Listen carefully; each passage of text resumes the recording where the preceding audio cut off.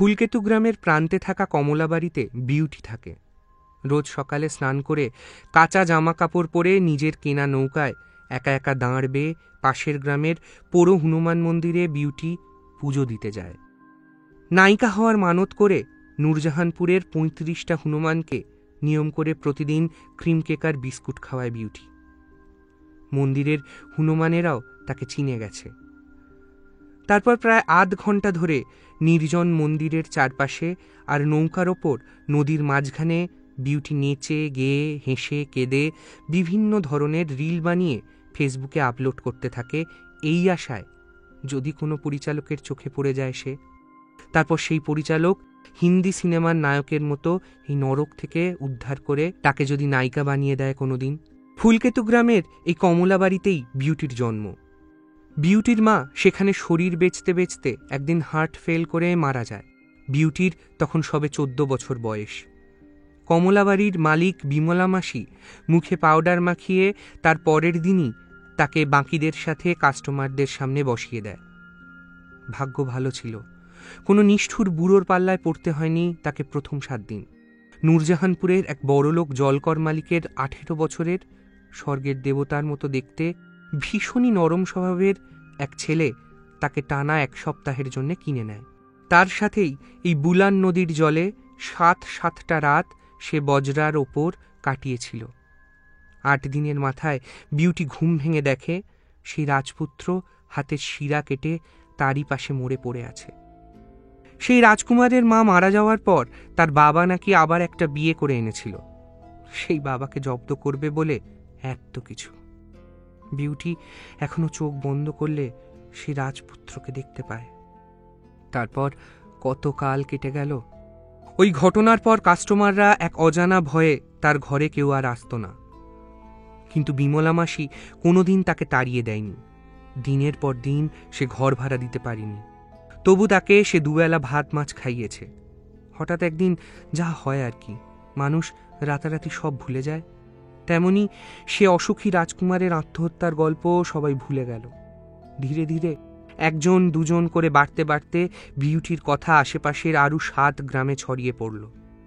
কারণ বিউটি শুধু শরীর বেচত না, সে তার বাবুদের গল্প শোনাত। সেসব ভয়ের, দুঃখের, মজার, ভালোবাসার গল্প শুনতে শুনতে তারা বিউটির বুকে মাথা রেখে ঘুমিয়ে থাকত অনেকক্ষণ। বিউটির বাবুরাও কিছুক্ষণের জন্য হলেও বিশ্বাস করতে চাইত পৃথিবীটা কত সুন্দর। জঙ্গলের ভিতর তাঁবু খাটিয়ে শহর থেকে থাকতে আসা জেনারেটর কোম্পানির শ্রমিক আর অফিসাররাও দিনের শেষে বিউটির কাছে গল্প শুনতে আসত। বিউটির কাছে ছিল সবাই সমান, গরিব বড়লোক, হিন্দু মুসলিম, জোয়ান বুড়ো, ফর্সা কালো, একই রকম গুরুত্বের সাথে বিউটি সবারই বুকের কুয়োর ভেতর লাফ দিয়ে তাদের গল্পগুলোকে তুলে আনত।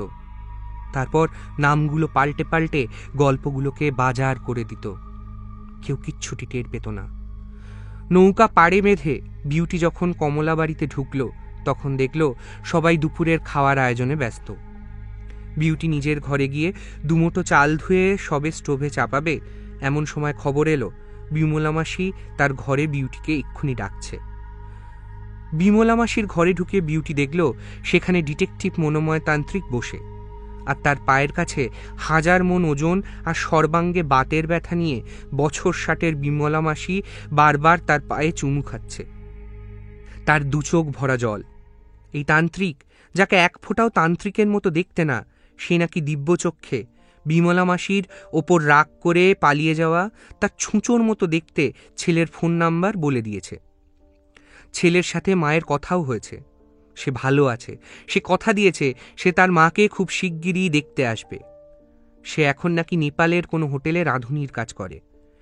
এই সব কিছুর বদলে এই তান্ত্রিক ভর দুপুরবেলা 2টো খেয়ে ঘুমানোর সময় বিউটির সাথে ঘণ্টাখানিক নাকি সময় কাটাতে চায়। তাই তড়িঘড়ি তলব দেয়া হয়েছে বিউটিকে। অন্য সময় হলে বিউটির মেজাজ খিঁচড়ে যেত আর সে মুখের ওপর না বলে দিত, কিন্তু তান্ত্রিকের চোখ দুটোয় এমন কিছু ছিল যে সে না করতে পারল না।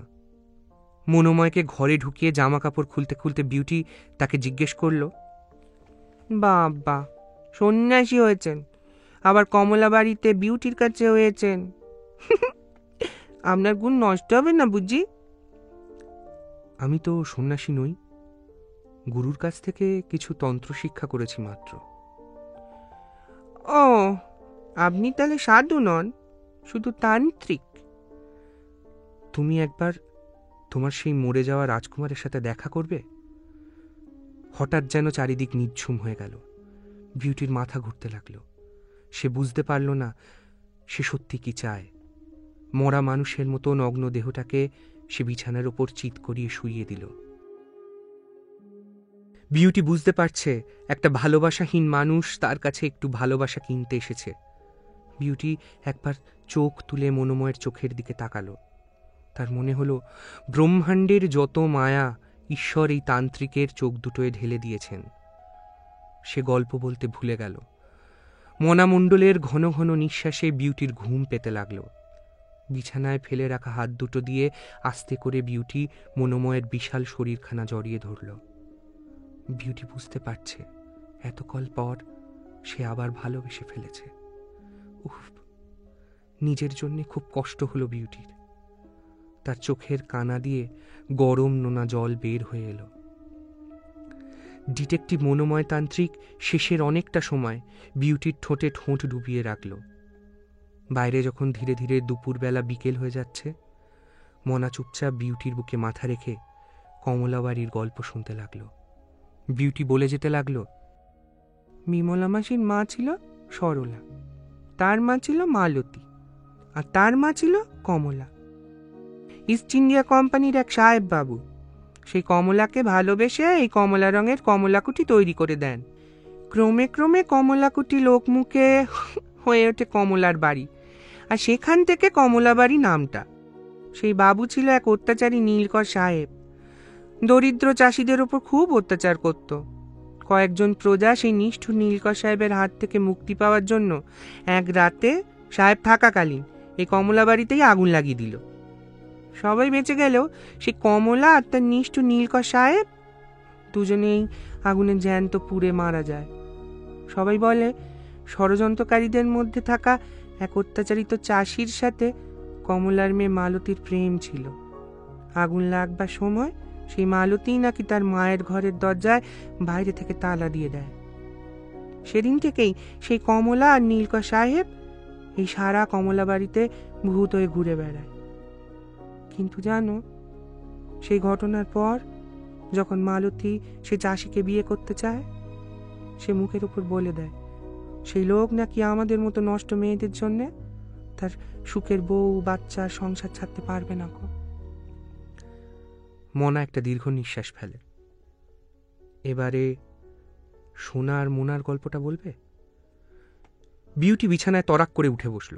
সে দরদর করে ঘামতে শুরু করলো। মনা আবার বলল, ভয় নেই, আমি পুলিশকে কিছু বলবো না। আমি যদি বলি কি করে সোনা আর মোনা খুন হলো, তাহলে কি আপনি আমায় বে করবেন? আমি সন্ন্যাসী নই অবশ্যই, তবে গুরুর আদেশে আমি কোনোদিন সংসারীও হতে পারবো না। সব মিন সেই এক। শাড়ি পরতে পরতে বিউটি বলল,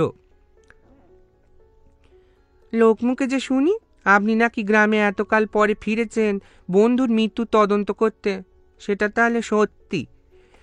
মনোময় হ্যাঁ সূচক মাথা নাড়ল। সে তখনও একই রকমভাবে বিছানায় শুয়ে আছে। গলায় রুদ্রাক্ষের মালাখানা ছাড়া একটা সুতোও তার গায়ে নেই। বিউটি দুটো গ্লাসে মদ ঢেলে একটা তান্ত্রিকের দিকে এগিয়ে দিল। তারপর বলতে শুরু করল, সোনা আর মনা ছিল যমজ বোন। ওদের মা এই কমলা বাড়িতে বিমলা মাসির কাছে মাত্র 2000 টাকার বিনিময়ে ওদের বেঁচে দিয়ে গেছিল। সোনামনার মাথা, বুক আর পেট আলাদা হলেও কোমরের নিচ থেকে ছিল সবকিছু একটা মানুষের মতো। ফলে এরকম জোড়া মেয়ের বাজার দরও চচ্চর করে বাড়তে শুরু করলো। রাতারাতি সোনা আর মনা লাখপতি হয়ে গেল। শহর থেকেও আসতে লাগলো মানুষ তাদের সাথে একটু গোপন সময় কাটাবে বলে। কিন্তু খুনের বেশ কিছুদিন যাবৎ আগে থেকে তারা শুধু বলছিল তাদের নাকি কোন ডাক্তার বলেছে কম খরচে তাদের আলাদা করে দেবে, শুধু লাগবে আর একটা মেয়ের শরীর, যাকে মেরে তার দেহের নিচের থেকে অংশটা কেটে সেটার সাথে জুড়ে দেবে সোনা বা মনার দেহের উপরের অংশ। খুনের দিন রাতে সোনামনা মাসির সাথে ঝগড়া করে একগাদা কাস্টমারকে ফেলে রেখে আমাকে নিয়ে নূরজাহানপুরের পোড়ো মন্দিরে চলল বজরংবলির পুজো দিতে। হাফ নদী গিয়ে আমার কেমন জানি খটকা লাগলো। মনে হলো আমাকেই জোগাড় করে নিয়ে যাচ্ছে না তো ওই ডাক্তারের কাছে? আমাকে মেরে আমার শরীরের তলার অংশ দিয়েই হয়তো নিজেদের অপূর্ণ ইচ্ছা পূরণ করবে সোনা আর মোনা। ওদের ওপারে নামিয়ে দিয়েই মুহূর্তে নৌকা ঘুরিয়ে এপারে চলে আসি। পরদিন তো ওই গ্রামের লোক দেখে মন্দিরের গায়ে হেলান দিয়ে দুই বোন বসে আছে, মাথা দুটো ফাঁকা।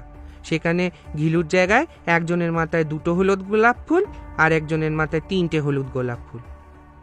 কিন্তু পুলিশ তাদের মোবাইল ঘেটে তেমন কিছুই তো সন্দেহজনক পায়নি।